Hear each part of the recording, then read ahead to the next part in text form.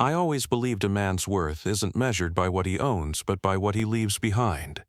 For me, what I wanted to leave behind wasn't money. It was a name my son could be proud of. I raised Michael alone. His mother, God rest her soul, left this world when he was just 9. Cancer took her fast. One day she was laughing in the kitchen, singing to the radio while frying eggs, and the next, I was standing over a hospital bed, listening to a machine do her breathing for her. After the funeral, the house felt like it was made of echoes. Too quiet, too cold. Every sound reminded me she was gone. The kettle whistling, the creak of the back door, the empty side of the bed. And Michael, he just stopped talking for a while. So I did what I knew how to do. I worked, double shifts at the plant, weekends fixing people's fences and patching roofs. Every dollar I made, I put toward keeping that house, not because of the bricks or the walls, but because of what it meant. It was the last thing she and I built together, and I promised myself one thing. Michael would never feel the kind of loss I did. I still remember his little footsteps on those wooden floors, the way he'd run to the door when I came home late, still in my work boots, covered in dust. He'd hold out my old tool bag and say, "Dad, I want to help," and I'd smile, hand him a small wrench and say, "Then you better start learning, boy. One day you'll build something better than me." He'd laugh that big toothless laugh. That was all I needed to keep going. Years rolled by, like the seasons changing out back. He grew taller, stronger, smarter, and a little quieter. Teenagers do that. They start thinking the world's too small for their dreams, and that their parents are just people who don't get it. Still, I was proud. Every parent dreams of seeing their child walk further than they ever could. When he graduated college, I remember standing in that crowd, my hands shaking, heart full. He looked so sharp in that blue gown, grinning ear to ear. After the ceremony, he hugged me tight and said, "Dad, I'm gonna make you proud." I laughed. "You already did, son," and I meant it. He brought her home for Sunday dinner, Jasmine. Pretty girl, soft-spoken, polite. You could tell she had class. Michael looked at her the way a man does when he believes he's found forever. That night, after they left, I sat in my chair by the window and thought maybe it's time I step back a little. He's a man now. He has his own life to build. But deep down, there was something else, a quiet ache I didn't understand yet. The kind that sneaks up on you when your child no longer needs you for guidance, only for approval. When the wedding came, I wore my best suit, the one I kept wrapped in plastic for special occasions. I stood beside my son as he said his vows, and when he looked at me before putting that ring on her finger, I saw something in his eyes, pride, gratitude, maybe even love. I thought, that's my boy. Every sacrifice, every sleepless night, every empty stomach, it was all worth it. I'd done my job. After the honeymoon, they moved back into the house. It was supposed to be temporary, just until they found a place of their own. That's what he told me, and I believed him, because that's what fathers do. We believe our children, even when we shouldn't. I didn't know then that this home, the one I broke my back to build, would soon become the battleground between love and disrespect, between gratitude and greed. But back then, all I saw was my son smiling in the kitchen, holding his wife's hand, laughing just like his mother once did. And I remember thinking, maybe life is finally giving me peace. Peace doesn't announce when it's leaving, it just fades, quietly, slowly, until one day you wake up and realize your house doesn't sound the same anymore. That's how it began with Jasmine. At first, she was all smiles. "Good morning, Mr. Johnson. Can I get you some coffee?" That kind of thing. Sweet, polite, eager to impress. But over time, something in her tone changed. Not the words, but the weight behind them. You know how someone can say thank you but mean that's enough now? That's what it started to feel like. The day they moved in, I remember helping them carry boxes. Heavy ones. Michael kept saying, "Dad, you don't have to lift that," but I wanted to. I wanted to feel useful. That night, we all sat around the dinner table, the 3 of us. I made my wife's old stew recipe, the one Michael loved growing up. He took a spoonful and smiled. "Man, this tastes like home." And Jasmine nodded politely, saying, "It's hearty. Not bad, not good, just hearty." The kind of word you use when you don't want to offend, but also don't care to praise. I brushed it off. Thought maybe she wasn't used to home-cooked meals, but that was the first sign. A few weeks later, I started noticing how she'd rearrange things. Not big changes, little ones. The picture of my wife that always sat on the mantel moved to a corner shelf. The old wooden clock in the hallway, suddenly too noisy. She replaced it with a sleek, silent one from some fancy store. Even the curtains, my wife's favorite floral pattern, were replaced with plain beige drapes. "It's just decor, Mr. Johnson," she said once when I asked. "We're just trying to make it feel more modern." Modern. That word stung more than I expected, because what she really meant was, we're trying to make it ours. Michael, though, he didn't see it. Or maybe he chose not to. He was working long hours, coming home tired but happy. And when a man's happy with his wife, he tends to overlook small storms brewing around him. One night I heard them arguing, quietly but clear enough through the thin walls. "He's your father, Mike, not your roommate," she whispered harshly. "It's not forever," he replied. "It's been 6 months," she snapped. "We're newlyweds, and I have to share my kitchen, my mornings, my space." I stopped listening after that, because I knew exactly where that conversation was headed. The next morning, she was all smiles again. Cooking breakfast, humming softly. But when she handed me my plate, she said, "Michael and I were thinking, maybe it's time you took a little break, Mr. Johnson. Go visit your sister for a while." I looked at her. She said it so sweetly you'd almost miss the sharp edge under the sugar. I smiled, pretending not to notice. "Oh, you two trying to get rid of me already?" She laughed. "No, of course not. We just want you to have some time for yourself. You've been working all your life. You deserve to rest." Rest. Another word that sounded like exile. That night, Michael sat with me in the living room, quiet, restless. He kept looking at the floor, then at me. Finally he sighed and said, "Dad, Jasmine's been feeling a little cramped. You know, new marriage and all." I nodded. "I get it. She thinks maybe if you stayed at Aunt Marie's for a bit, it'd give us space to settle in.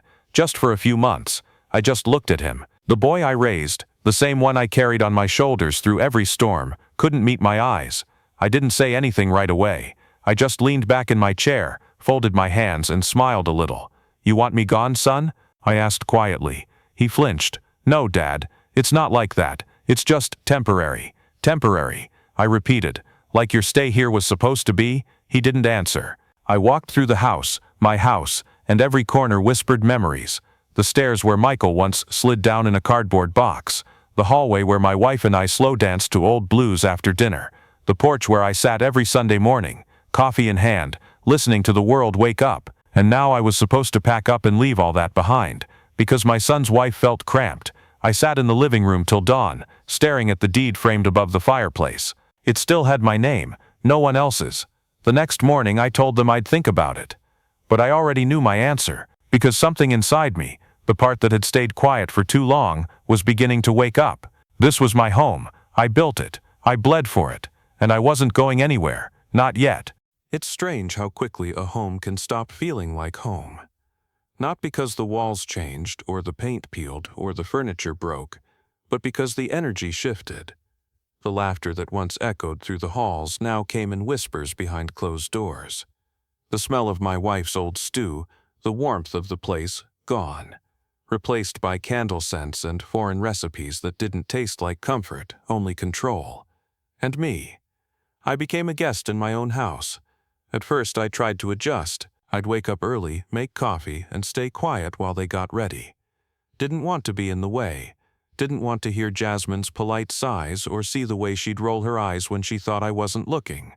But no matter how small I made myself, I was always too much. "Mr. Johnson, could you not leave your slippers in the hallway?" "Mr. Johnson, I think you forgot to turn off the TV again." "Johnson, we're actually having friends over tonight. Maybe you could watch your shows in your room." I started counting how many times a day she said my name like that. Like it was a reminder I didn't belong. Michael tried to balance it. I'll give him that. He'd say, "Babe, come on, it's Dad's house," and she'd respond, "Exactly. It's his house, not ours. How are we supposed to build something that's not ours?" Every argument they had about me only made me smaller in this place. So I started keeping to myself even more. Breakfast alone. Dinner later. My plate always covered in foil, waiting for me in the microwave. And every time I opened that microwave door, it hit me. I used to be the one serving food here. Now I was the one waiting to be served last. Then one Sunday morning, it happened. I came downstairs, and they were sitting in the living room, Jasmine with her laptop open, Michael with that nervous look again. The air already felt wrong. "Dad," he said, "can we talk?" I sat down. Quiet. He cleared his throat. "We've been thinking about next steps." "Next steps?" I asked. "You two planning a family already?" Jasmine smiled thinly. "We are, but that's kind of the point. We can't start a family like this." I nodded slowly. "Like what?" "With 3 adults under one roof," she said flatly. No hesitation. No apology. "I see," I said. "And where do you suggest I go?" Michael looked uncomfortable. "Aunt Marie's got that spare room." "Aunt Marie lives 2 hours away." He sighed. "Dad, it's just temporary. We'll help cover expenses." I stopped him right there. "You'll help cover what?" He hesitated, realizing what he'd just said. And in that silence I saw it, the full truth behind their plan. They weren't asking me to visit. They were asking me to leave. I stood up, walked over to the fireplace. That frame above it, the house deed, still hung there, still with my name on it.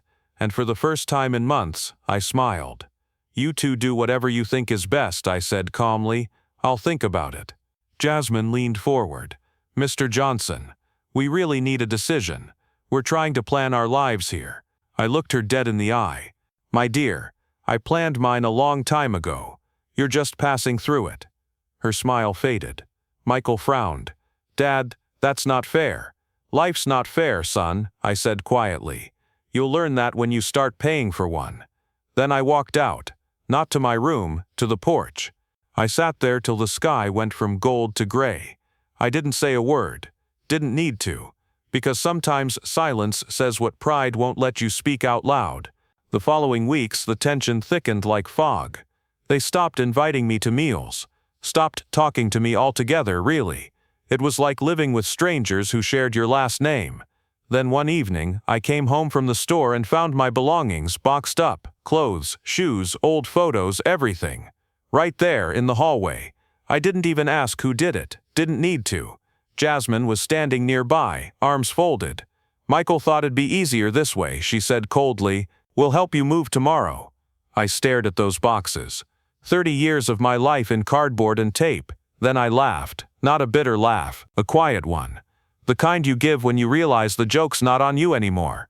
I looked at her and said, "You sure you want me gone, Jasmine?" She crossed her arms tighter. "We're sure." I nodded. "All right then, I'll make it easy. Just to confirm something I already knew. The deed, the title, the ownership. It was all still mine." The next morning they came downstairs, all packed. Jasmine looked almost relieved. Michael looked guilty. "You're leaving today?" I asked. "We thought it'd be easier for everyone," Michael said. "Easier for who?" I asked. He didn't answer. So I smiled. "All right then. Before you go, I just want you to know something." They both looked at me. "This house you're living in, the one you've redecorated, repainted, and called your own." I paused. "It's mine. Always has been. And I never transferred the deed." Jasmine blinked. "What are you saying?" I leaned forward. "I'm saying the man you tried to push out still owns the ground under your feet." Silence. Then, Michael spoke softly. "Dad." I shook my head. "No, son, you made your decision. Now live with it, somewhere else." I handed them their boxes. "You said you needed space. Well, now you've got plenty of it." As they carried their things out the front door, I sat back down in my chair, same spot I'd been sitting in for years. The light through the curtains felt different that morning, warmer somehow, like the house itself had been holding its breath and finally exhaled. When they drove away, I didn't feel anger, didn't even feel triumph, just peace, the kind that comes when you've been wronged but chose patience over revenge. And as I watched that car disappear down the street, I whispered to myself, "You can't evict a man from his own foundation." You can tell when a storm's coming, even before the clouds show. There's a heaviness in the air, that quiet, choking kind of stillness. That's how the house felt for weeks after they packed my life into boxes. No shouting, no slammed doors, just a quiet that hummed like guilt. Michael stopped looking me in the eye. Jasmine didn't even try to fake the politeness anymore. And I learned to stay invisible in my own home. I started spending my mornings on the porch, where the sun hit the same way it did when Michael was a kid, playing with his toy trucks in the dirt. Back then, he'd run to me every few minutes shouting, "Dad, look what I built." Now, all grown, he wouldn't even look at me when he walked out that same door. Funny thing about life, The same places that hold your happiest memories can also become graves for them. One afternoon, I came home from church and heard voices upstairs. Loud ones, angry ones. At first I thought they were arguing with each other. Then I heard my name. I stood there quietly in the hallway. Jasmine said, "He's never going to leave, Michael. This isn't normal. We're married now, we need our own life." Michael mumbled something I couldn't catch. She cut him off. "No, don't you dare defend him. He's controlling everything. This is our home now, not his." That last part hit me like a slap. I turned around to leave before they noticed me, but my hand slipped on the doorknob. They heard footsteps, and then his voice, "Dad, wait." I stopped, turned around slowly. He came down the stairs looking torn, like he was choosing between two sides of himself. And then he said it. "Dad, it's time you moved out. We need space." Simple words, soft tone, but they sliced clean through everything I'd built between us. Same eyes as his mother, same nervous half-smile he had when he was 5 and broke a window with his baseball. But this time, he didn't look sorry, just tired of me. I tried to speak, but nothing came out. I just nodded because arguing would have meant begging, and I swore I'd never beg to stay in a house I paid for. So instead I said quietly, "You sure this is what you want?" He hesitated, looked toward the stairs where Jasmine was standing, then nodded. "It's what we both need." That "we" stung worse than anything else. It told me exactly who he belonged to now. That night I didn't sleep. I sat at the dining table till morning, the same one where I used to help him with homework, where we ate Sunday dinners after church, where his mother once braided his hair when he was still small enough to sit on her lap. The clock ticked like it was mocking me, and all I could think was, when did I stop being home and start being a burden? I stared at the old family photos lining the hallway. In one of them, Michael was standing on the porch, missing a front tooth, holding a Best Son mug I bought him for Father's Day, his idea of a joke. I remember that day so clearly. He said, "One day I'll buy you a bigger house, Dad." And I believed him. Now here I was, sitting in that same house being told I no longer belonged. The next morning I packed 2 bags. No anger, no scene. Just folded my shirts neatly, tucked away my Bible, grabbed my wallet, and left before they woke up. I didn't leave a note, didn't want to give them the satisfaction of feeling like I needed closure. I figured silence would speak loud enough. I went to stay with an old friend, Robert, a retired mechanic who'd lived down the road for decades. He didn't ask what happened, just opened the door, nodded once, and said, "You can take the spare room." That night, as I lay in his guest bed, I felt lighter, but emptier too. Like a tree that lost its last leaf but still stood upright out of habit. A few days later, I went back to the house, not to fight, just to see. My heart stopped for a moment when I pulled up. The yard looked different already. My wife's flowers replaced by new plants, the welcome mat gone. Even the curtains had changed. But what got me most was the sound coming from inside, laughter. Their laughter. It wasn't cruel, not loud or mocking, but it was careless, the kind of laughter that said we've moved on. I stood there on the porch for a long time, my hand hovering over the doorknob. Then I walked away, because sometimes walking away isn't weakness, it's the only kind of strength left when pride's all you've got. That night, I couldn't sleep again. But this time, I wasn't sad. I was thinking. I opened my old briefcase, the one where I kept all my important papers, and there it was, the house deed. I read it slowly, the ink faded but still clear. My name, only my name, no transfer, no joint ownership. That's when I smiled for the first time in weeks. Not a vengeful smile, not yet, just the quiet satisfaction of realizing the storm hadn't washed away everything. The next Sunday, I went back to church. The same pastor who'd dedicated Michael when he was a baby still stood at the pulpit, older now, slower. After service, he shook my hand and said, "Haven't seen your boy around lately." I just smiled. "He's busy learning what I already know." "And what's that?" he asked. "That pride built on disrespect always crumbles faster than it rises." He nodded, and I walked out, the sun hitting my face just right, the way it does when God's saying, "Keep walking. I'll handle the rest." That's when I decided. I wouldn't argue, wouldn't shout, wouldn't even try to explain myself. I'd let them live their fantasy a little longer. Let them believe they'd kicked me out, because sometimes the sweetest revenge isn't revenge at all, it's patience, and the quiet satisfaction of knowing time's already on your side. When you've been hurt by people you love, The loudest revenge you can give them is silence. And I learned that quickly. After I left the house, I didn't call, didn't text, didn't even drive by. Let them think I was gone for good. Let them laugh in that living room and call it theirs. Because silence, real silence, works like water on rock. It carves slowly, but it never misses its mark. I spent my first week at Robert's place fixing his old Buick. Hands covered in oil, head clear for the first time in years. It was strange being free inside someone else's home while feeling trapped in my own memories. Robert watched me one evening, handed me a beer and said, "You're plotting something, old man." I smiled. Not plotting, remembering. He chuckled. Same thing when done right. That night I pulled the deed out again, spread it on the table like an old treasure map. The paper was yellowed, edges curled, but the ink? Still bold. John L. Johnson. No co-owner. No signature but mine. I whispered to the paper like it was a person. They thought they built a kingdom, but they were just tenants of my grace. The next morning I called the lawyer who'd helped me buy that house 30 years ago. Mr. Davis, still alive, still sharp. He answered on the second ring. "John, been a long time." "Too long," I said. "I need some paperwork checked." By the end of that week, every document was scanned, notarized, and sealed tight. Ownership verified. No loopholes. And I didn't tell a soul. Meanwhile, life went on at the house. How do I know? Neighbors talk. Mrs. Green from across the street called me one morning. Said, "Your son's doing some remodeling. New furniture, fresh paint. Looks different." I laughed quietly. "It should. They're rehearsing for eviction." She gasped. "You didn't." "Not yet," I said. "Timing's a sermon. You don't preach it before the crowd's ready to listen." Weeks turned into months. I went back to church, joined the men's choir again, started walking every morning. People said I looked lighter. They didn't know why. Peace looks good on a man who knows he's already won. Then one afternoon, I drove by the old house, just once. They'd put up new curtains, a fancy car in the driveway. The yard was trimmed, finally, but the energy, different. I saw Jasmine on the porch, yelling into her phone, and Michael pacing behind her, shoulders tight, jaw clenched.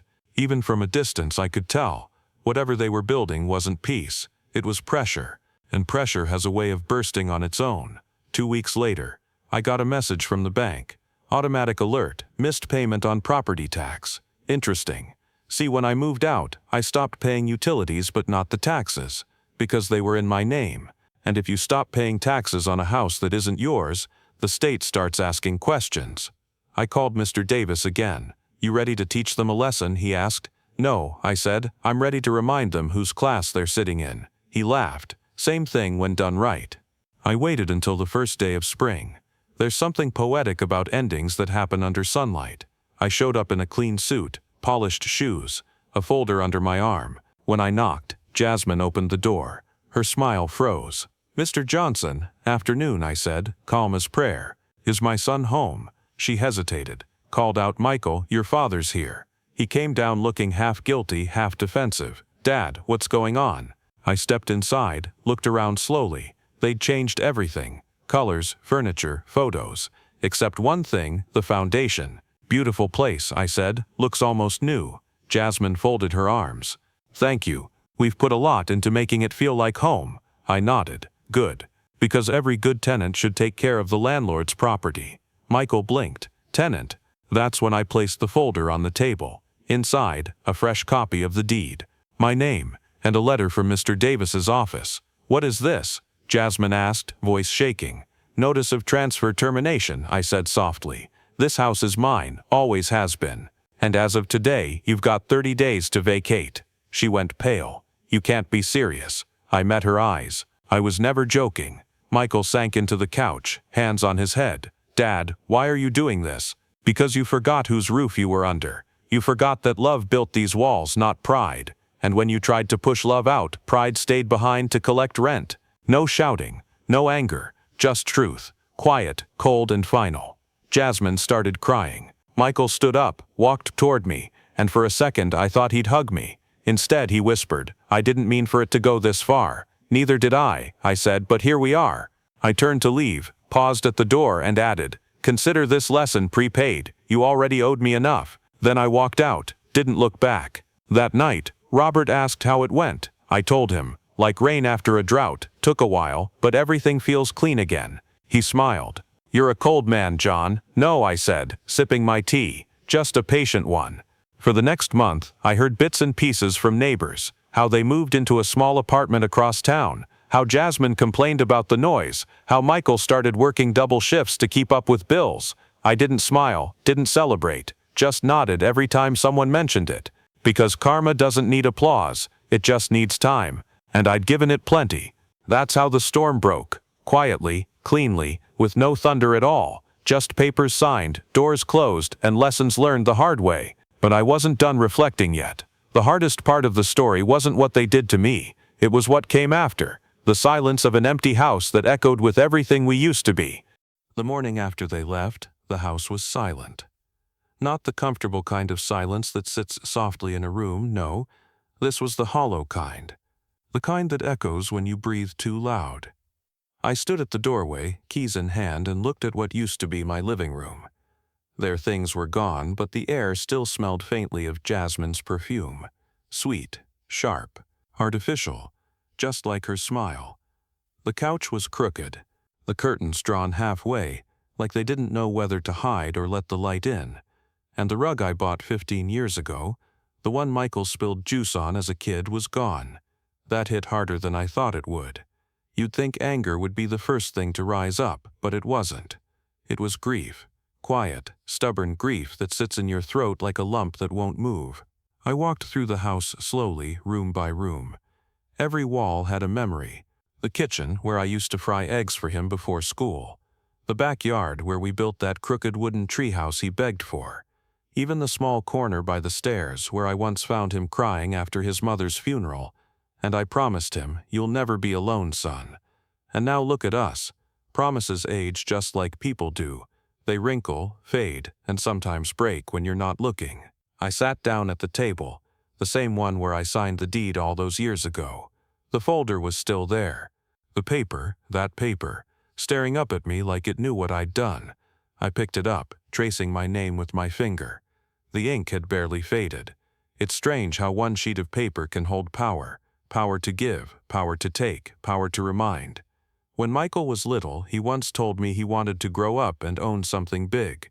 I remember laughing. Son, owning isn't about size, it's about value. He didn't understand back then. Maybe he still doesn't.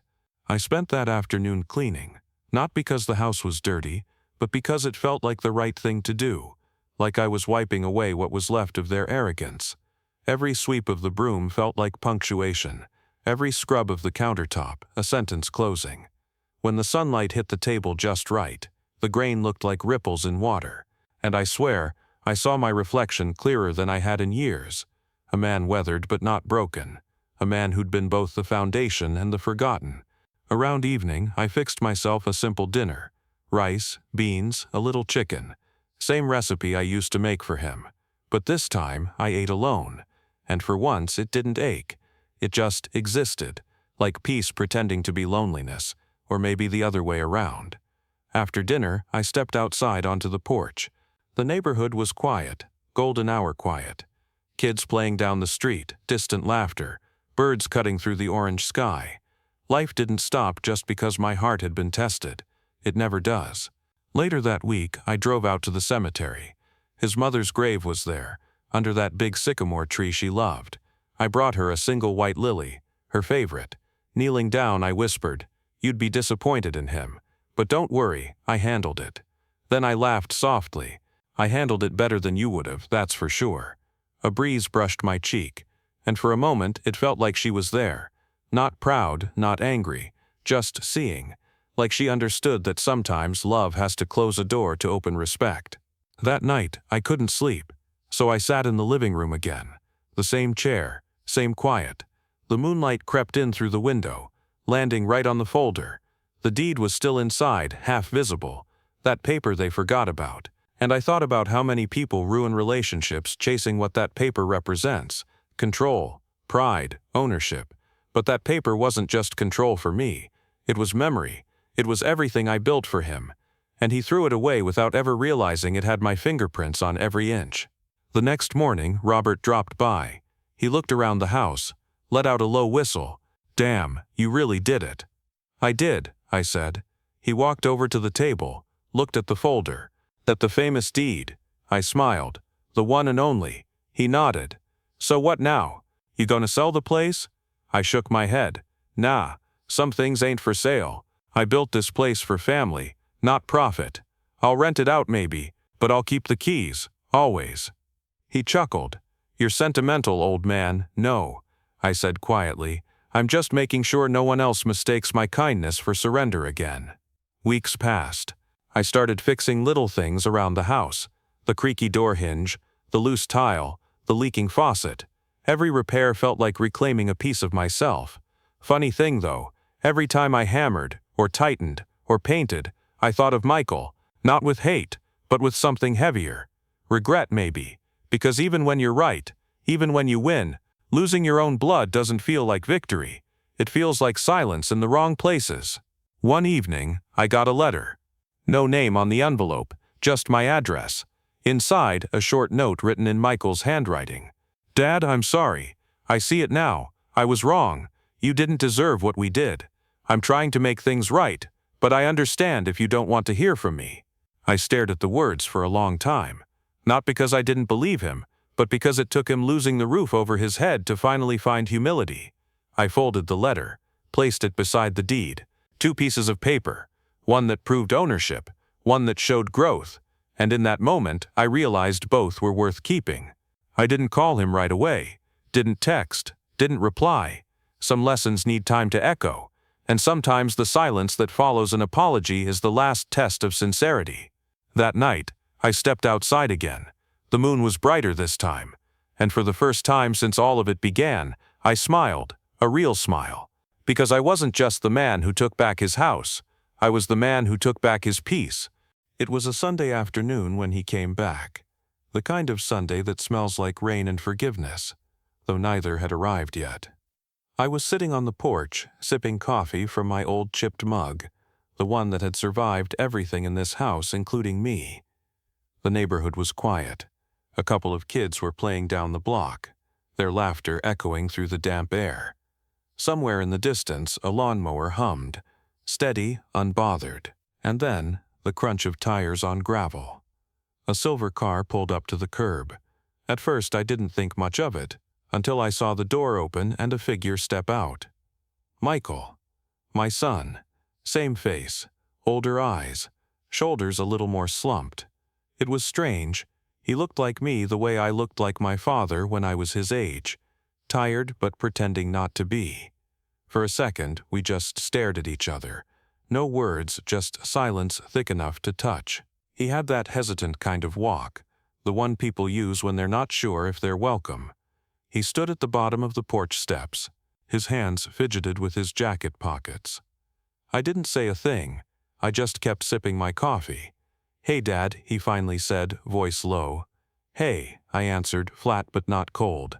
He nodded slowly, eyes darting toward the house. Can I come in?" I looked at him, really looked. The last time he stood there, he was telling me to leave. Now he looked like a man who had nowhere else to go. I let the silence hang a little longer, then finally said, "Yeah, come on in." Inside, everything was the same, just cleaner, quieter. He looked around like walking through a museum of old mistakes. His eyes landed on the table. The folder, the deed, was still there. He noticed it. Of course he did. "You kept it out," he said softly. "Didn't see a reason to hide it." He nodded, almost like he agreed with that. Then came the sigh, the deep kind, the kind that carries too many words. "Dad, he began, then stopped. His lips pressed together. His eyes glistened. "I messed up. I know I did. I don't even have an excuse." I said nothing, just listened.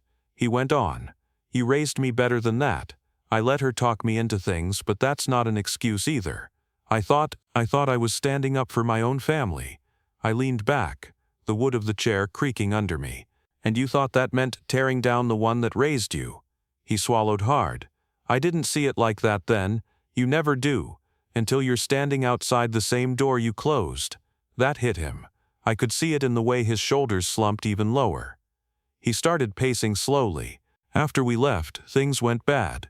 Jasmine and we didn't last. She said she couldn't stay with someone who didn't own his life. He gave a small, humorless laugh. Funny, huh? The house wasn't mine, so neither was she. He rubbed his temples. I lost the job too. The company downsized. I'm staying with a buddy now, trying to get back on my feet. But, he looked around again. It's hard. It's really hard. I took another sip of my coffee. It usually is when you forget where your roots are. He looked up. I know that now. Then there was silence again. The kind that hums in your bones, that stretches between two hearts that used to beat in rhythm. After a while, he finally said, I don't expect you to forgive me. I just wanted to say sorry in person. He took a small envelope from his pocket and placed it on the table. I got you this. It's not much, just something to help with repairs or whatever. I know I took more than I gave. I looked at the envelope. It was folded neatly, like he was trying to fold his shame too. I didn't touch it. You think money fixes betrayal? I asked quietly. He froze. No, sir. Good, because it doesn't. He nodded slowly, tears threatening at the corners of his eyes. I wanted you to know I see it now. I see how wrong I was. I shouldn't have spoken to you like that. I shouldn't have let her talk me into thinking I was above you. He hesitated. You were the one person who always had my back, and I treated you like you were in my way. I felt something tighten in my chest. Anger? Sadness? Pride? I didn't even know anymore. I got up and walked to the window. The afternoon light was bleeding gold through the curtains. I said quietly, You remember when you were 16 and came home with that broken arm? He blinked, confused. Yeah, football practice. You cried, not from the pain, but 'cause you thought I'd be mad. I told you then, a mistake don't make you weak, it makes you human. You remember that? He nodded, eyes wet now. I turned around. But you know what does make you weak?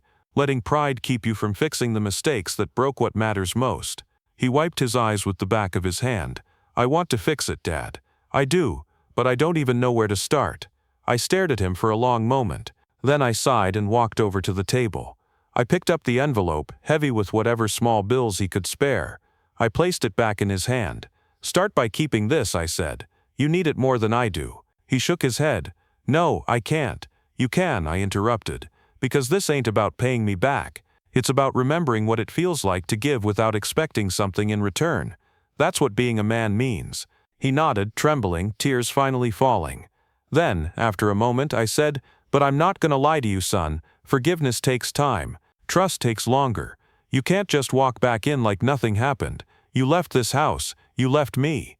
He nodded again, voice cracking. I know. Good, I said. Now go earn your way back. Not with money, with character. He stood there, crying quietly, hands shaking. Then he whispered, Can I still come by sometimes? Maybe help out? Just be around? I thought about it for a moment. Then I nodded once. You can come by. But this time, you knock first. That line hit him. Not as rejection, but as lesson.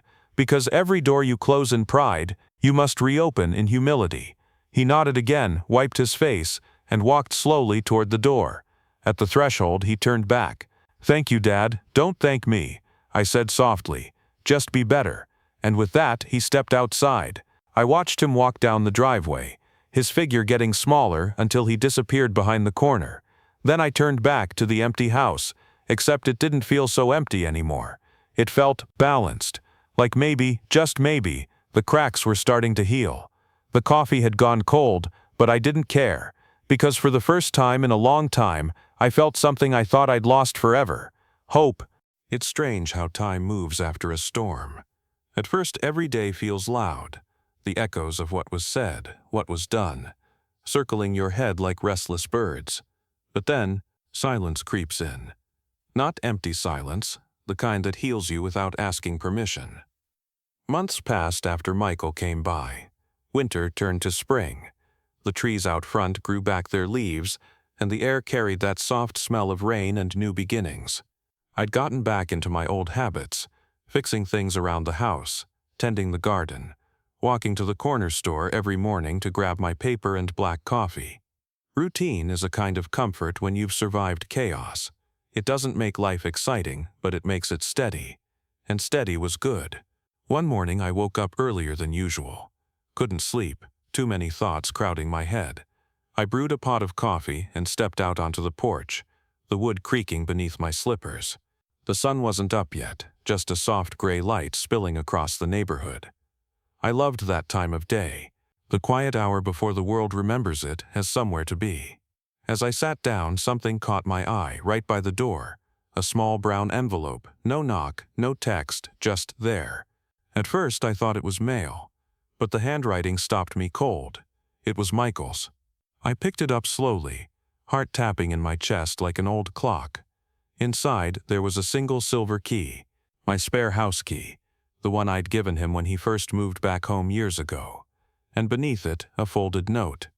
I unfolded it carefully, my hands trembling slightly. "Dad, I finally got my own place. It's small, but it's mine. I'm doing better now. Got a job too, nothing big, but honest work. I just wanted to say thank you for not turning your back on me, even when I deserved it. You told me to earn my way back with character. I think I'm starting to understand what you meant. This key belongs to you. You built this home, I just lived in it. I'll come by soon if that's okay. This time I'll knock. Love, Michael." I sat there for a long time, didn't move, didn't even breathe for a second. The key sat in my palm, catching a sliver of morning light. It looked so small, almost weightless, but the meaning behind it, heavy as forgiveness. I leaned back in the chair and exhaled, a deep, trembling breath that felt like it had been sitting in my chest for years. Sometimes peace doesn't arrive in grand apologies or loud tears. Sometimes it shows up quietly, in a folded note and a returned key. That afternoon I drove out to his new place, a modest little apartment on the edge of town. Nothing fancy but neat. He was out, probably at work, so I didn't knock. I just left something on his doorstep, a single sheet of paper. It read, "Proud of you, son, keep your head up. And remember, this house will always have a light on for you." I taped the note to his door, then left. On the way back, the sky started to rain. Light, forgiving rain. The kind that doesn't ruin your day, just reminds you the world's still alive. When I got home, I placed his key in a drawer beside the deed. Two things that once divided us, now symbols of what brought us back together. I poured myself another cup of coffee and stepped out onto the porch again. The rain had stopped. The street glistened. The wind carried that soft hum of life. Kids laughing, a dog barking, distant music playing from someone's car. And for the first time in a long time, I didn't feel like a man left behind. I felt like a man who had finally arrived. I looked out at the horizon and whispered, "You did good, boy." And even though there was no one there to hear it, I swear the wind carried it just far enough for him to feel it. Then I leaned back, closed my eyes, and let the peace settle in. Because this quiet, steady peace was the real house I'd been trying to build all along.